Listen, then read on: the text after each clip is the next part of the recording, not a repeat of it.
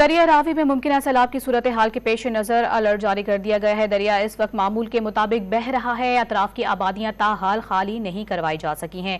मजीद क्या सूरत हाल है जानेंगे डॉन न्यूज के नुमाइंदे मोहम्मद तैमूर से। तैमूर, बताएगा दरिया रावी में इस वक्त ताज़ा तरीन क्या सूरत हाल है और अतराफ की आबादियों को अब तक खाली क्यों नहीं करवाया गया?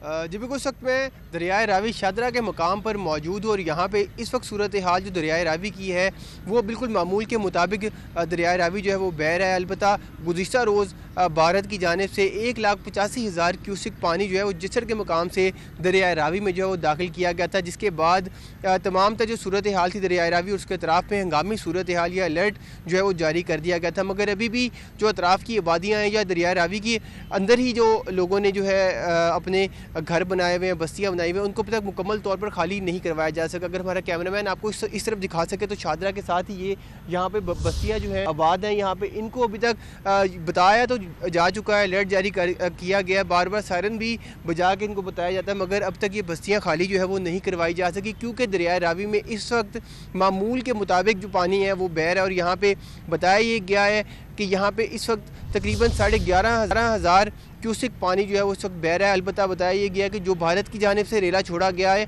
वो तकरीबन शाम को या दोपहर के वक्त जो है यहाँ से यहाँ तक पहुँच सकता है, क्योंकि नारोवाल जो है वो पहुँच चुका है और वहाँ पे काफ़ी मकामात को जो है वहाँ पे उसने मुतासिर भी किया है। तो इस हवाले से यहाँ पे रेस्क्यू और सिविल डिफेंस की जो अमला है वो यहाँ पे मौजूद है और यहाँ पे वक्तन फ़वक्तन मॉक एक्सरसाइजेज भी जो है वो की जा रही हैं। अलबत्ता यहाँ पे जो आबादियाँ हैं उनको अब तक खाली नहीं करवाया जा सका। जी।